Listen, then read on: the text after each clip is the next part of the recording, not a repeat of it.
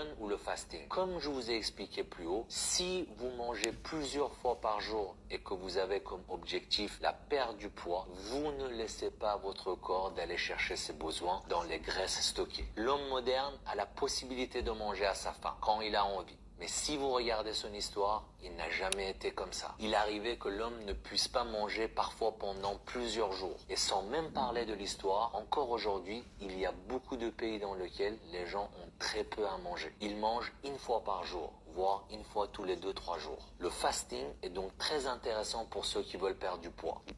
Là où l'OMAD va être extrêmement bénéfique, c'est sur deux points. Premièrement, c'est sur le fait que ton déficit calorique va être extrêmement facilité par la pratique de l'OMAD. Premièrement, ça va être beaucoup plus difficile de dépasser tes calories. Deuxièmement, tu vas pouvoir faire des festins incroyables mais vrais tout en étant en déficit calorique. Et troisièmement, il va y avoir un effet qui va être hormonal. Je m'explique. Pour perdre du gras, il faut deux choses. Premièrement, bien évidemment, un déficit calorique, mais deuxièmement, une insuline basse. Ton corps ne peut carboniser ta graisse que lorsque ton insuline est basse. Dès que tu vas ingérer des aliments, ton insuline va être spikée, ton insuline va être sécrétée.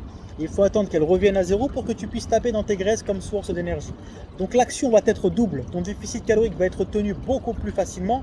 Deuxièmement, tu vas avoir l'insuline basse beaucoup plus longtemps dans la journée, ce qui va avoir pour effet de, troisièmement, booster ton métabolisme. Et oui, car ton insuline est beaucoup plus basse, beaucoup plus longtemps dans la journée. Donc, oui, l'OMAD va te permettre d'être en déficit calorique, même à ton ancienne maintenance calorique avec plusieurs repas par jour.